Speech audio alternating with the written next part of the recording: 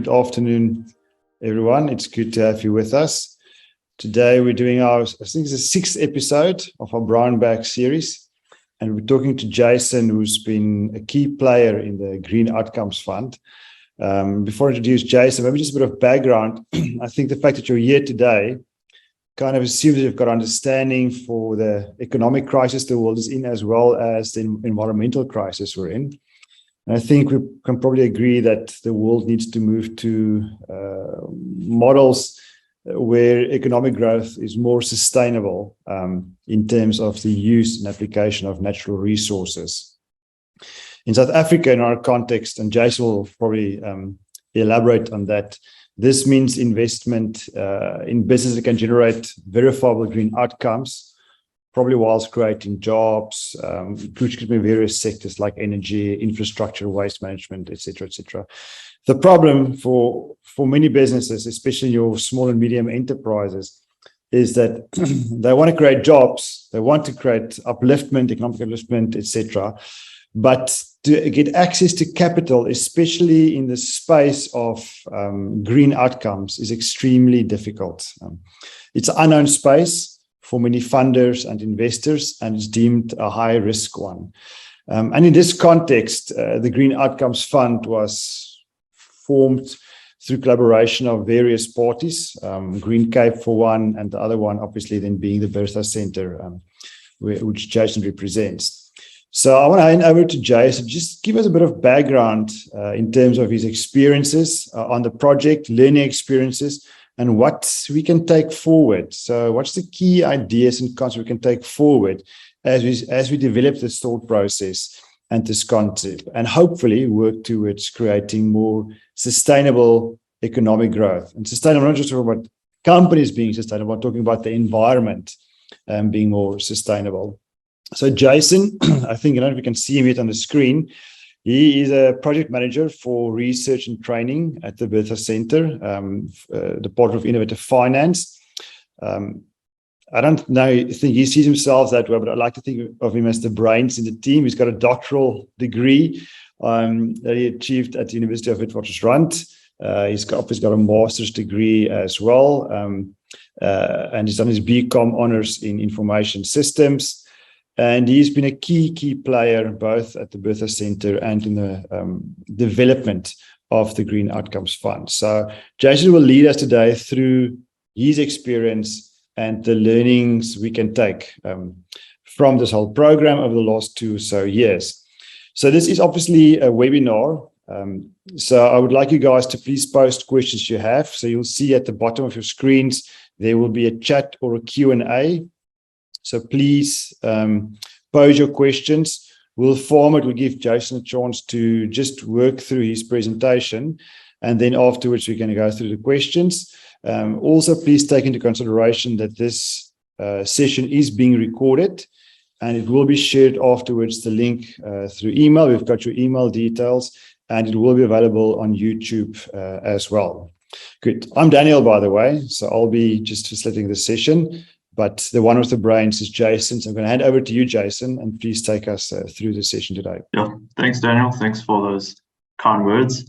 I think you've also got brains, which is also great. Like, it was a great intro, also some great background into the Green Outcomes Fund. So yeah, I'm looking forward. I just want to take a moment to thank everyone for showing interest in joining the webinar.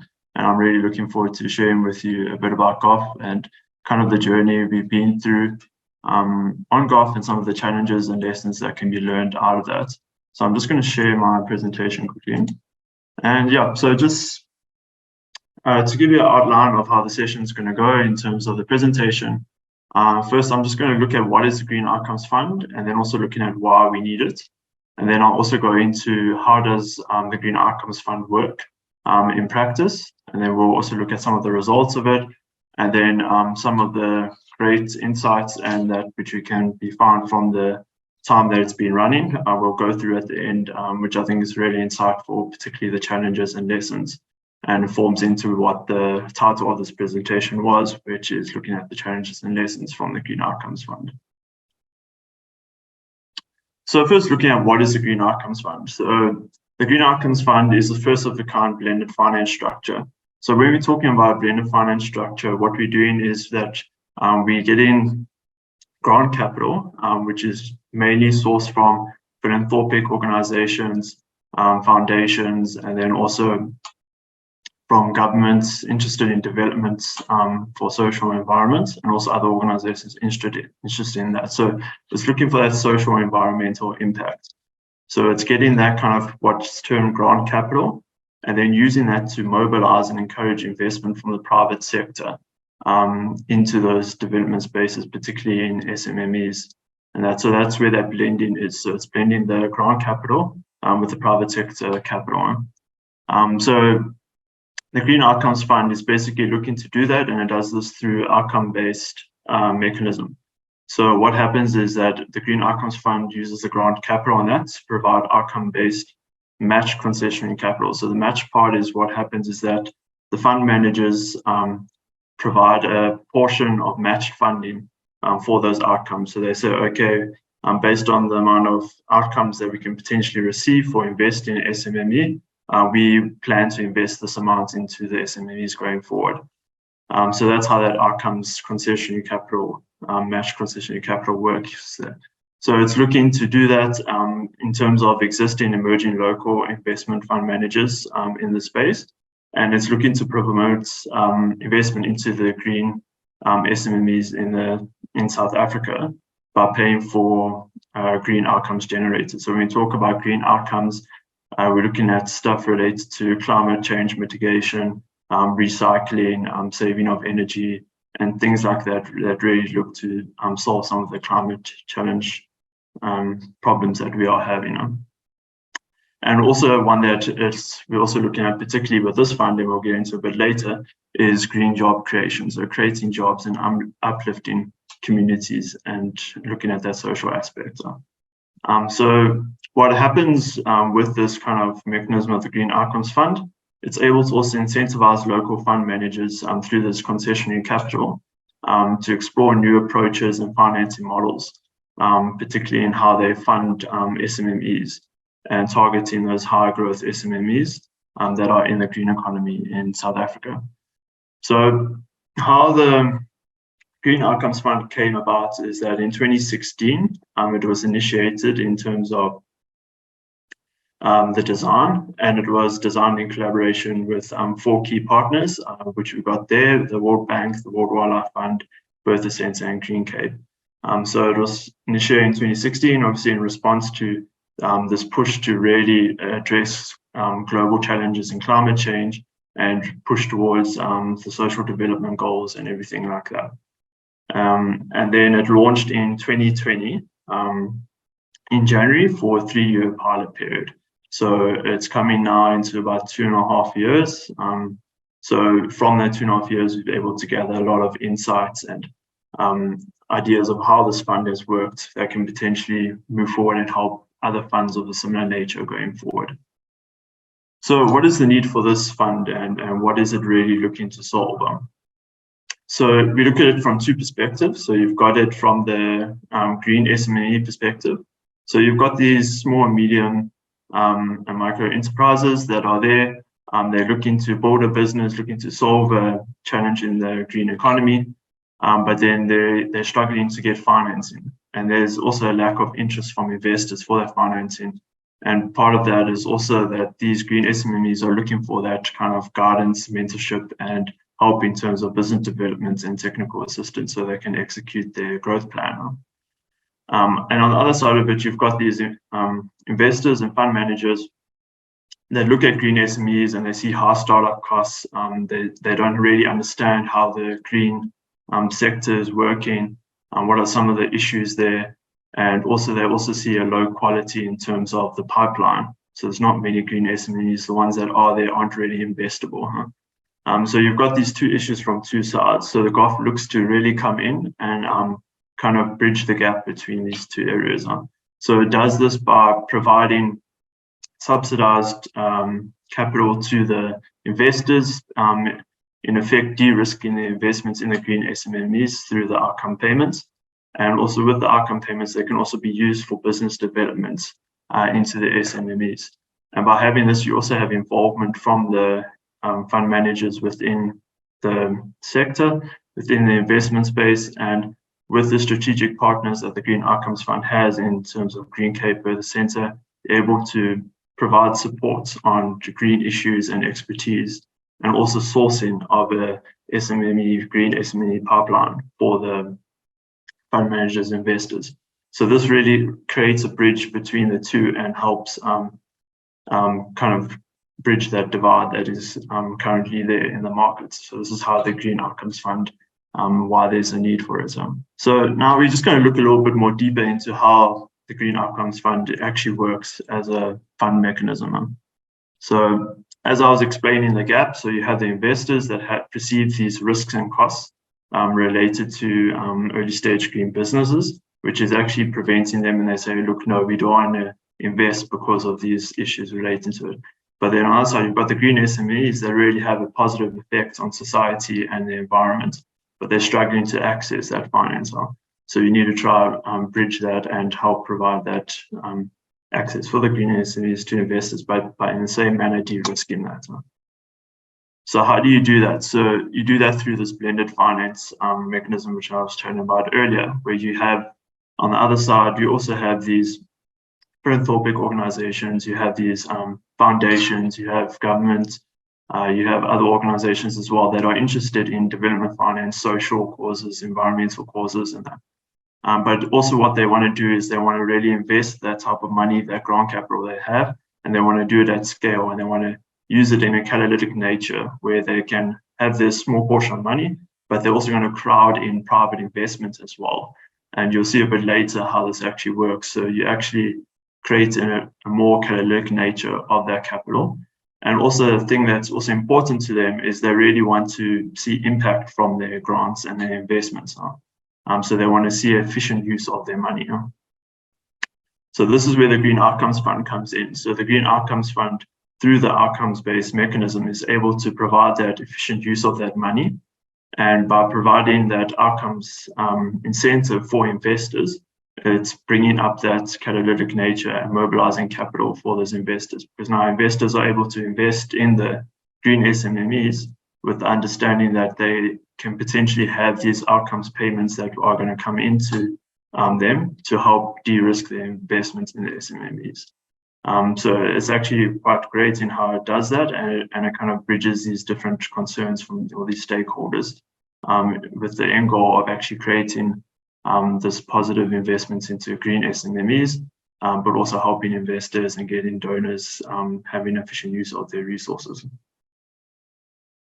So this is how it kind of plays out in practice in the mechanism. So you have investors, and then what they do is they have their investments into the SMEs under the Green Outcomes Fund. So they see a particular green SME in their pipeline that fits the mandate of being a green SME, looking to bring these verifiable green outcomes, which they can measure.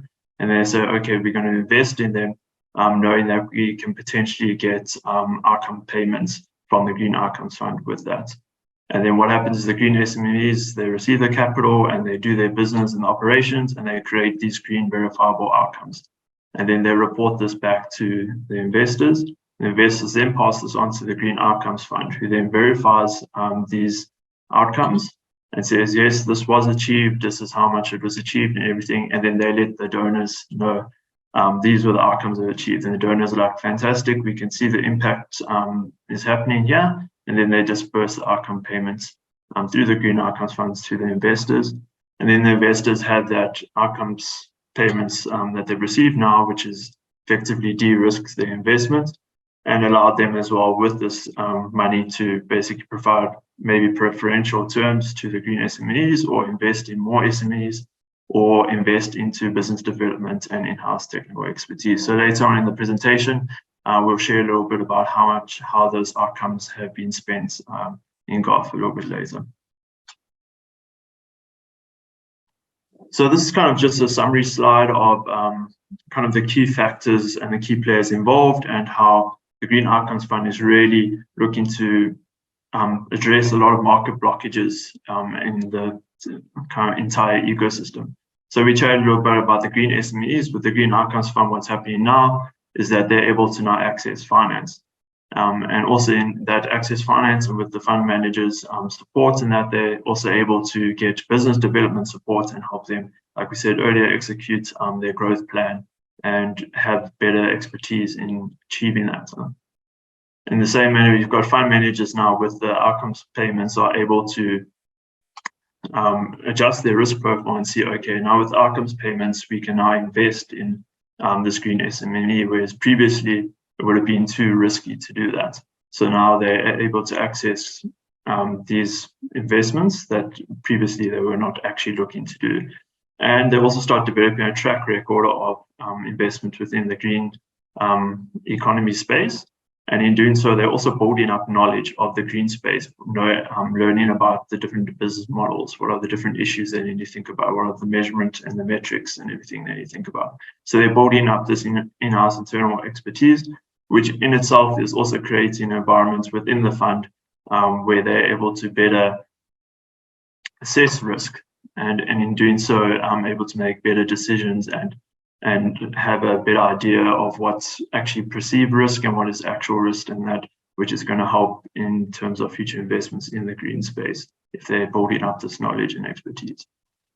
And as we were mentioning, the grant funders with the Green Outcomes Fund, they're able to have their funds that are catalytic in nature, where they're mobilizing this private capital, but they're also able to guarantee positive outcomes. And with all this, what's happening is that it's creating a vibrant green economy where we're getting capital flowing into it, and we're getting a foundation where we're getting information on green metrics that are being measured and reporting on it, and we're basically improving the environmental and social impact within the space. So what have the results been so far of GOF? So if we look at it, and this is kind of like putting together kind of the stuff I was chatting about further previously, where we have this catalytic capital, the grant capital from the initial donors. And so those donors in this case is the Jobs Fund and the Rand Merchant Bank. So they provided around 92 million Rand in grant funding. And then what then happened is with this grant funding that was then going to be dispersed in terms of outcomes, we had 4 fund managers that joined, and they committed around 400 million. And so this is where you can see that catalytic nature. So initially you're looking at only 92 million, but then because of the ability for these fund managers to de-risk and that, they're able to commit a larger amount to green SMEs. So what ends up happening is you have a total fund nearing 500 million Rand that can be invested into green SMEs. So you can really just see the benefits of that blended finance coming through there. So we had that, and then within GOF, we were looking at 4 kind of key priority sectors and measuring 13 metrics within those. So we've got energy, water, waste, and sustainable agriculture. And just to kind of give a little bit of insight into each of these sectors and some of the challenges that are faced in South Africa, particularly the energy sector, we know that 80% of the energy is generated by coal-fired power generation. And we also know that with South Africa's single buyer model, there's a mismatch between supply and demand, so which has resulted in intensive load shedding. So it's clear that there's a challenge there in terms of the energy sector, in terms of trying to push towards a renewable source of energy, but also meet the demand. Water, there's this study that's been done, or this understanding that by 2030, even with the planned water implementation projects that there's still going to be a 10% gap between supply and demand. So it's clear that there's an issue there as well, and challenge with water in South Africa. Waste in 2017, there was 108 metric tons of waste, and only 19% of that was be able to recover it and be used for beneficiation thereafter. And in terms of sustainable agriculture, South Africa is a very semi-arid area. It also has low arable land, and also there's like not a great amount of annual rainfall. So it's clear that you need sustainable agricultural practices so we can make sure that we're using our scarce resources well enough. So it's important that we also have a sustainable agriculture within the green economy.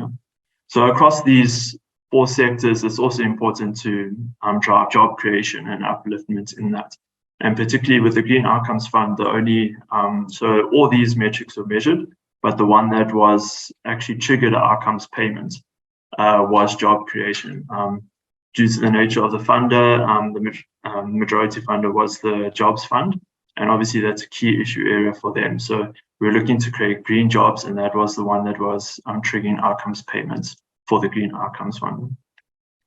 So that's just a kind of a background to some of the metrics, the things that were being measured within the green outcomes fund.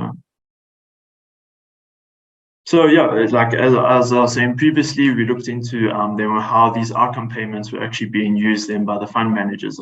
So the main use, the majority of the outcomes funds were being used in terms of in-house technical expertise.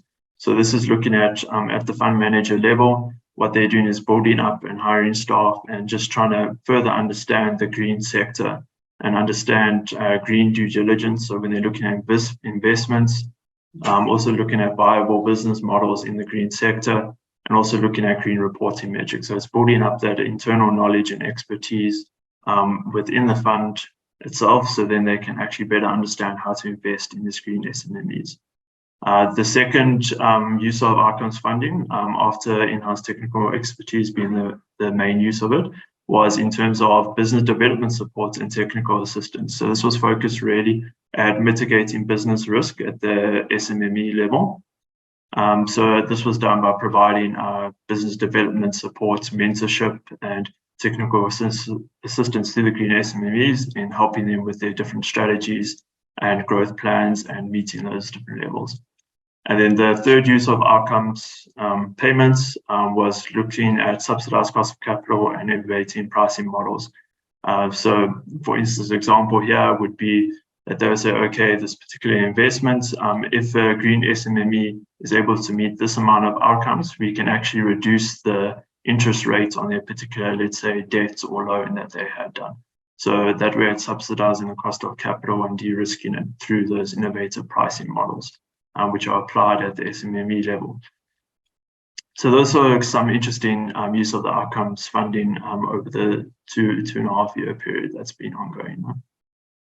So yeah, so this is a kind of a great section, and a nice section to look in is looking back at the past 2.5 years and trying to picking out some of the challenges and lessons and how you can better improve this type of fund and the structure going forward.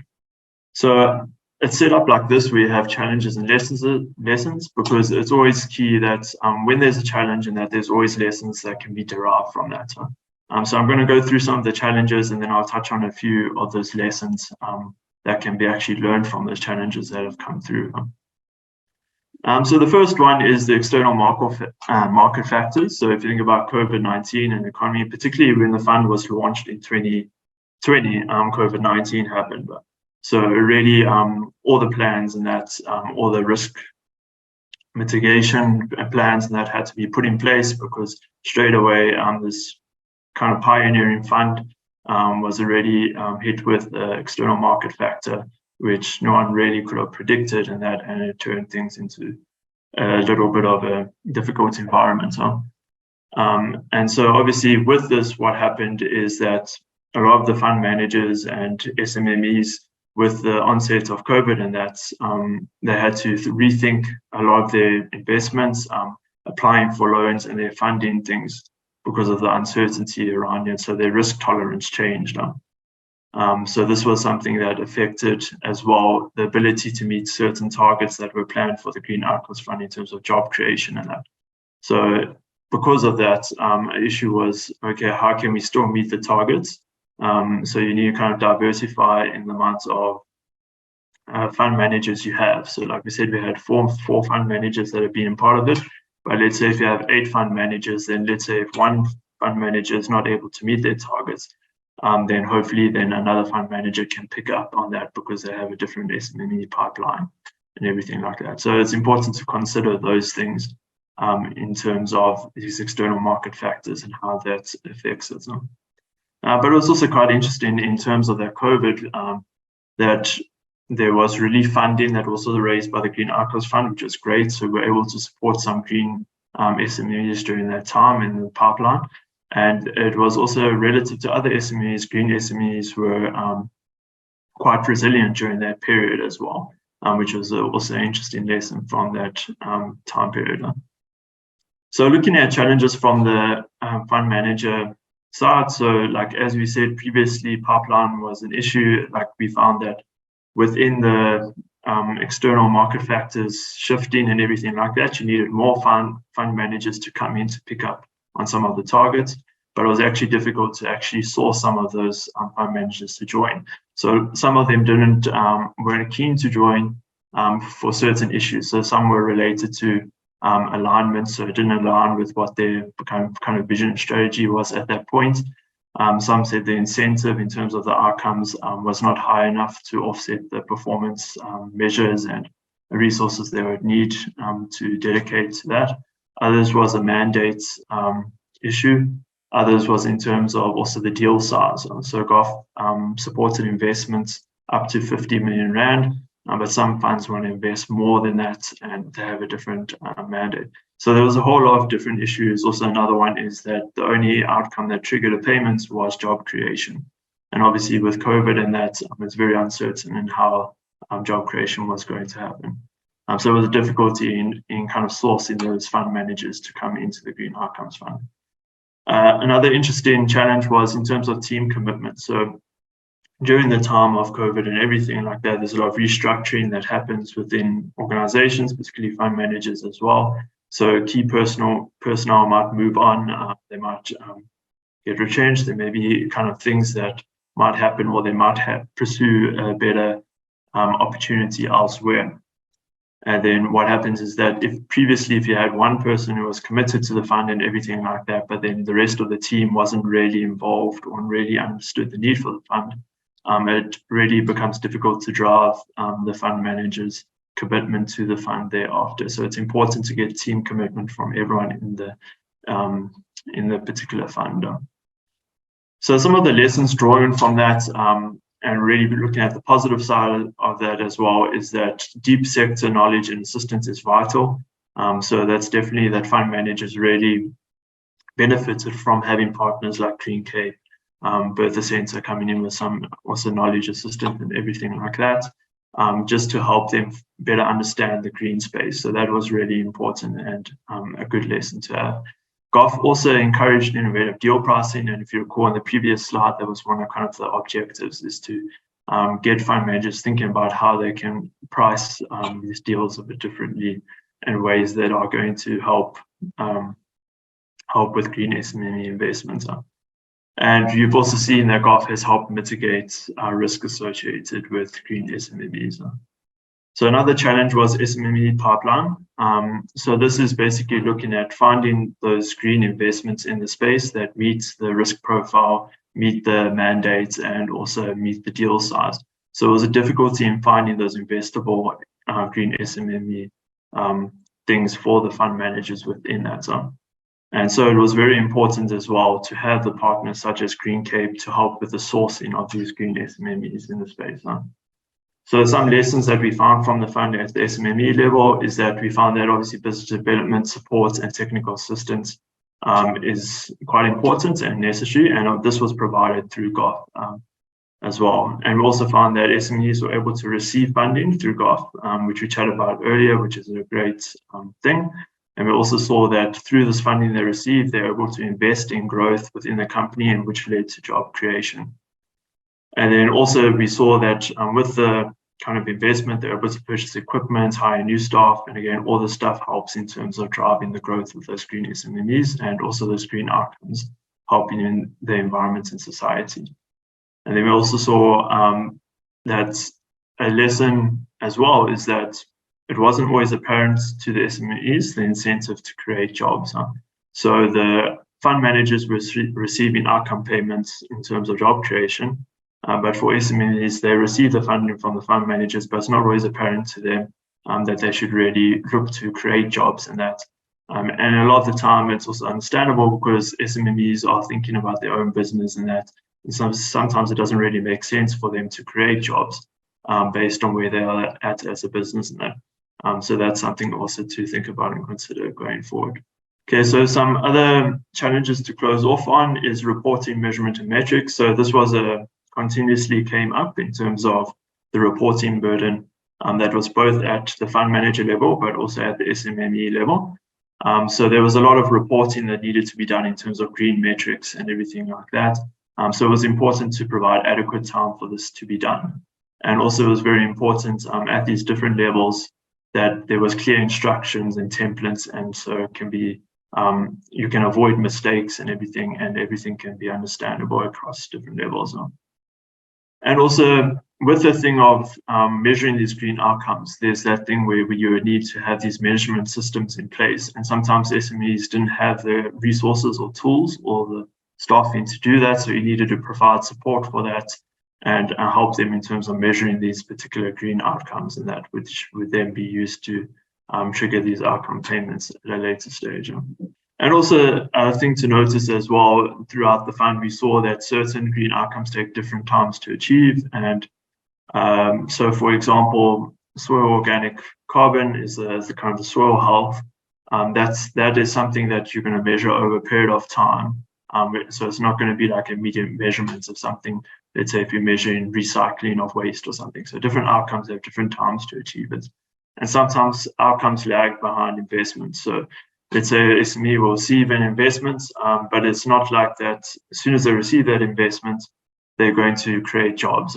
Those jobs may be created a little bit later down the line once it's achieved a sustainable level of growth.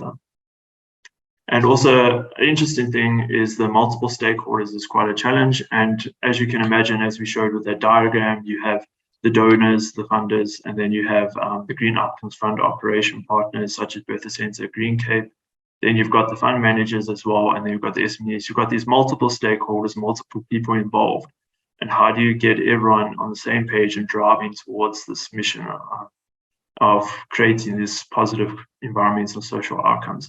So it's, in order to do that, you really need a strong central team with a lot of commitment and engagement from all parties. And frequent communication is really important. So those are some good lessons there. And also knowledge and information management, especially with a pioneering fund like this, there's a lot of knowledge and information that's flowing, a lot of things that have been learned each quarter. So you really need to bring these all together and use these to kind of create operating guidelines, and that also mitigate for operational risk as well. So what's also important here is that within the fund, you need to try and mitigate for key person risk. So if there's someone who's really holding on to all the information and all the knowledge and intellectual property of the stuff, if that person leaves, it's very difficult to replace that. So you just need to have those contingencies in place so you kind of have that sustainability and longevity of the fund going forward. So yeah, those are some of the key challenges and some lessons from the Green Outcomes Fund in the 2.5 years that have come through. I've really enjoyed kind of being part of the project and learning about it, and I think it's really great. And I think we definitely need a lot more of these type of innovative finance tools and instruments in the world globally, so we can drive towards achieving some of those climate goals we have and sustainable development goals to create the future that we're looking to create. Yeah, thank you very much for your time, and yeah, I would be happy to take any questions and just any thoughts.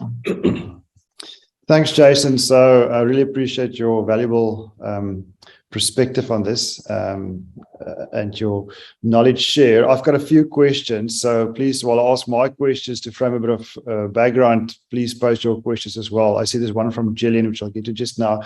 I don't want to put you on the spot. I come from a finance background, so I understand financial lingo. And I work with a lot of private equity investors in various spaces. The interesting thing for me is you use jargon in this innovative finance space that is strange to the ear for many people. So I don't want to put you on the spot. You use two terms. If you could just give a bit of a definition. The one you used, I think, just on the side was catalytic capital. So can you maybe just, for those that don't play in this field, but that's interested in impact investing in the Green Outcomes Fund, just give an explanation. What do you actually mean by that? So thanks a lot, Darren. Yeah, and I think it's very key to understand that. So in terms of catalytic capital, it's linking to that, what I was chatting a little bit about in terms of that grant capital. So that grant capital is being used in a manner that is catalytic in nature. So instead of just taking that pure grant and then just giving it to the SME in terms of here's the capital, you use it, and that it's actually taking that capital and saying, how can we use this capital to actually mobilize private investment as well? So if we saw, like, from those tree diagrams, you had that initial capital of 92 million rand, but then you're like, okay, how can we use this capital so that we can actually grow the pool of capital that's available to the SMMEs? And so this is how you're using that capital in a catalytic nature, where you're saying, okay, we're going to use this capital to actually incentivize private sector, private investors to bring their money and match funding in order to create a bigger pool of capital available to the green SMMEs. So that's how that money is catalytic in nature. Okay, great. Now you touched on another point there, and you spoke about private equity and funds, etc.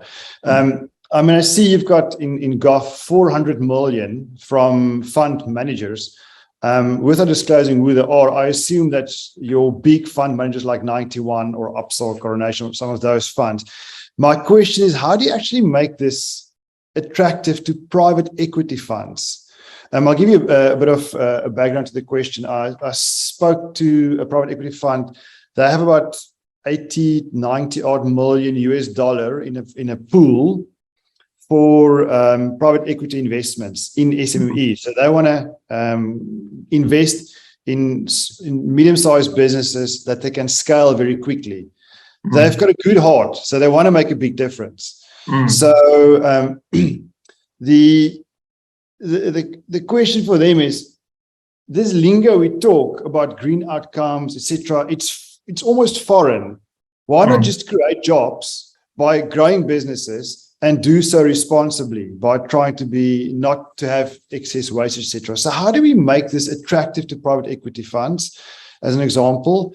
And my other question is, do you actually have private equity funds involved in something like GOF? So yeah, pretty much those fund managers and that, a lot of them do have different kind of funds within that. So like I mentioned, there's business partners, there, Edge Growth, and these are public in the domain. So you can see who GOF has actually partnered with.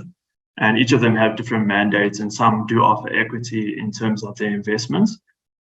There's also debt offerings as well within that. So there is definitely a lot of funds within the GOF that are actually looking to provide equity as well. And in terms of creating that attractiveness to these particular funds and everything like that. So like you say, there has been this kind of a global drive and understanding that you need to invest with understanding for sustainability and impact going forward. And a lot of times there's the challenge there is where, and you come with these things where people are investing in that, but they're not actually sure if they're actually having that desired impact or that social return or that environmental return. So that's why it's really important, and what of the work the Green Outcomes Fund is doing is that you're building up that standards for measuring green outcomes, measuring green metrics, and creating that data pool where you're actually seeing, okay, the investment that is happening from both the private sector point of view is actually providing those impacts that you actually want from that investment as well.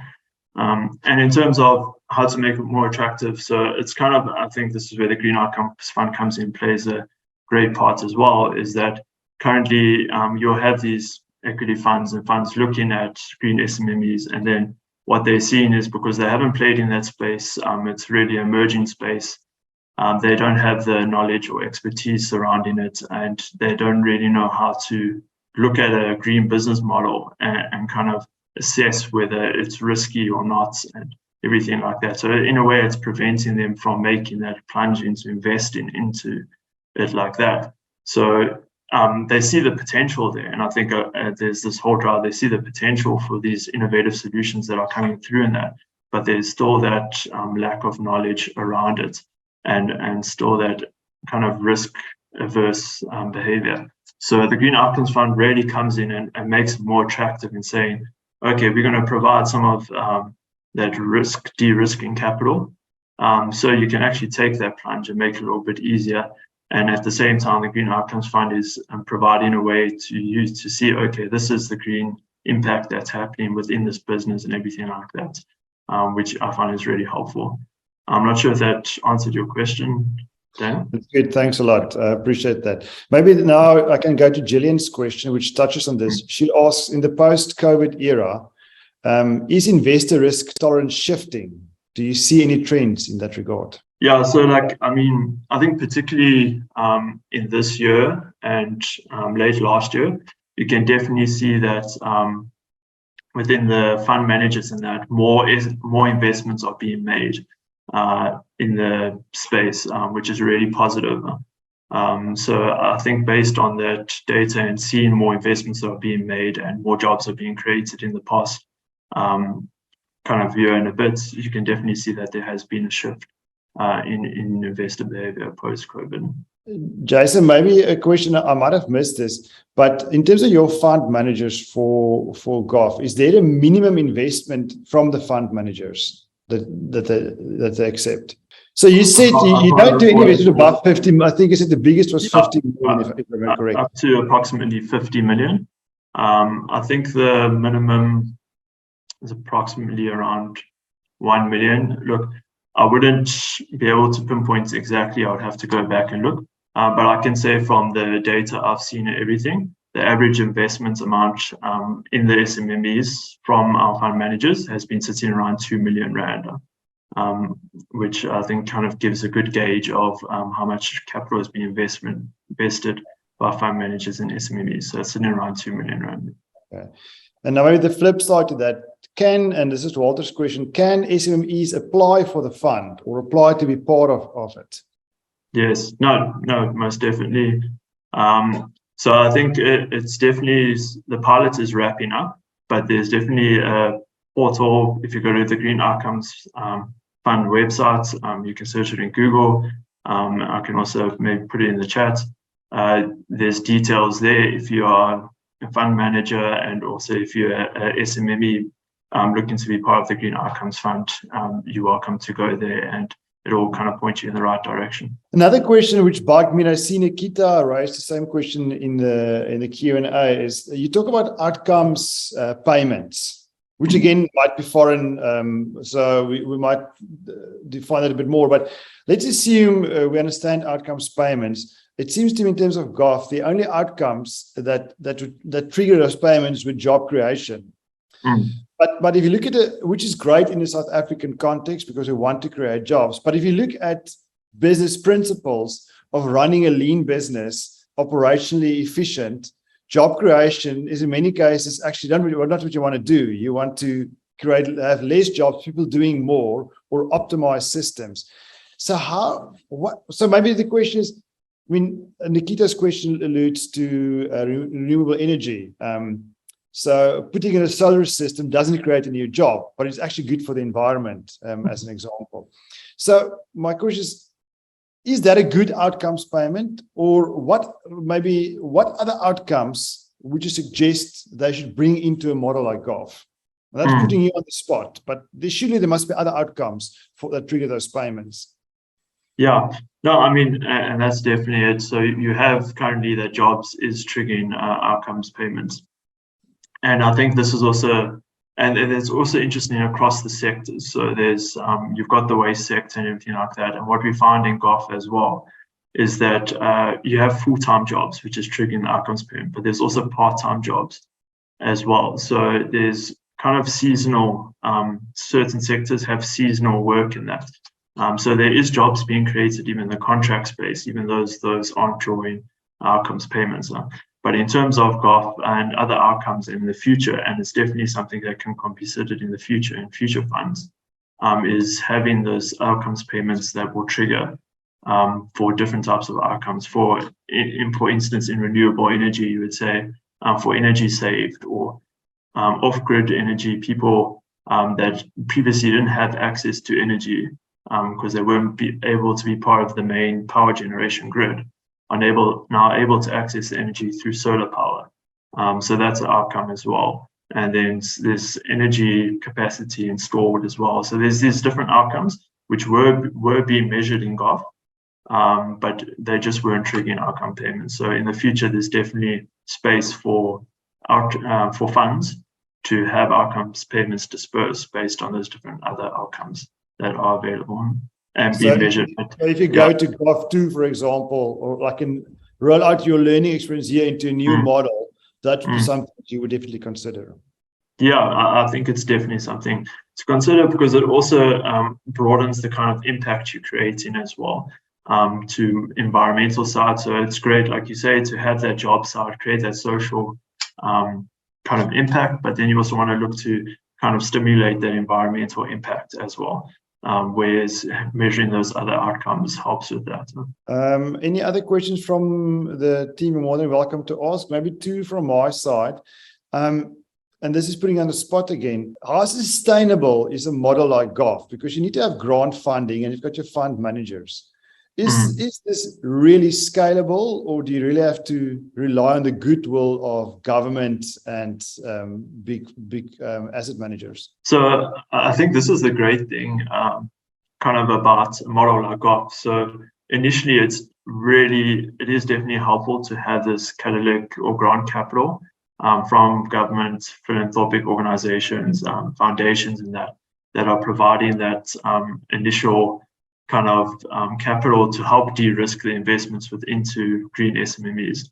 But as fund managers or private sector gets more comfortable with the idea of investing in green SMMEs, understanding the different green business models and everything like that, then they'll have the tools and the understanding of the risk profile and everything like that, where they'll be investing within these SMMEs without the help of this grant capital that is there. So I think in that way, it's definitely sustainable in that you can kind of say it's like you're putting the training wheels on, in a sense, really helping them get to grips with the green space and the economy.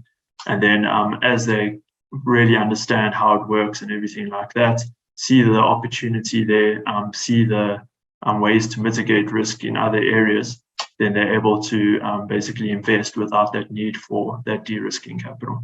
Nikita's got another question. How can we make the verification process for the fund manager and the SME easier? Make the application process. The verification process. Verification process. Yeah, for the fund manager and the SME easier. Yeah, so in terms of, I think Nikita's maybe referring to kind of the reporting and all those kind of things where you kind of make the measurements of the outcomes and then you've got to report it and everything like that. So I think it's definitely, I'm a big advocate for kind of digitizing and using technology, particularly at a point where at the SME level, you'll have an app or let's say a particular digital portal where they can say, okay, this is the outcome generated, this is the data generated and everything. And then this can then be passed through in a digital channel. In a way that's also trying to look to avoid different errors and everything like that. And building out a system that can actually manage that reporting and measurements and make it easier for both the SMMEs and the fund managers and also the donors and that as well, to see the impact that their funds are having. So technology is definitely an important aspect to that, and building out that kind of technology in the measurement and reporting space within the green economy. I think it's an important thing to do and involve within a fund like this. Nikita, I hope that answers your question. If not, just let me know in the Q&A. Jason, last question from my side. So we've got a few sectors you mentioned: water, waste, energy. Are there other sectors where you can apply the knowledge from GOF or the principles from GOF? In terms of sectors within the green economy? Yeah, so I think it's definitely those sectors that were chosen for GOF was really kind of a good broad sweep when it's covering most of the key sectors within that space. But I think definitely this is the kind of beauty of kind of the learnings and the lessons that you can derive from a fund like this, that it can really help in terms of other areas, other sectors, other spaces, whether it be health, education, that there is always learnings that can be derived from an outcomes fund, even if you are going to focus on outcomes or sectors, which is not directly comparable to the green economy and that. But I think it's definitely, there's always things you can draw from the lessons and challenges here and apply it into other areas. Particularly if you saw some of the challenges were related to multiple stakeholders and reporting and measurements as well. You're looking at also knowledge and information management. So some of these things are broader themes that can be applied across sectors and industries. Okay, then my last question is, and this might be an unfair question, but I mean, there's a lot learned here and it's good principles, but we also have a unique infrastructure in South Africa in terms of private sector, government, fund managers, etc. How easy would it be to apply this knowledge in a different scenario, in a different country, like, for instance, I don't want to say Zimbabwe, because Rwanda, let's take Rwanda as an example, who's got an established infrastructure as well. Would it be transferable knowledge or not? So I think it's there's a balance. I think it's definitely transferable knowledge. There's certain aspects that are transferable across countries as well. But there's always an importance to the context which you are going to be applying the instruments and looking at contextual issues that are important within that area. So I think there's definitely things that can be transferred and a lot of things that are there that can provide helping set up a fund in, let's say, another country and that. But I think it's always important to have that engagement from stakeholders within that country, from the government, and hear their thoughts and ideas surrounding what should be tackled, what are the issues they are facing, and then taking that and then playing that towards into the fund and providing it in a contextual kind of basis. So yeah, I think there's things that can be transferred, but it's always important to bring that contextual lens to the fund as well, to have the best impact within that country. Great, that's all from my side. It seems to me nothing more from the participants. So Jason, I want to thank you very much. It's been extremely insightful, and I also learned a lot. So thanks for that. Wait, Louise has got a last question. Oh no, she says no question, just well done. So thanks, Jason. Great session. I appreciate the time, and I really hope that you can take this knowledge and keep on being a change maker in the world and creating the world we want to live in. So keep up the good work.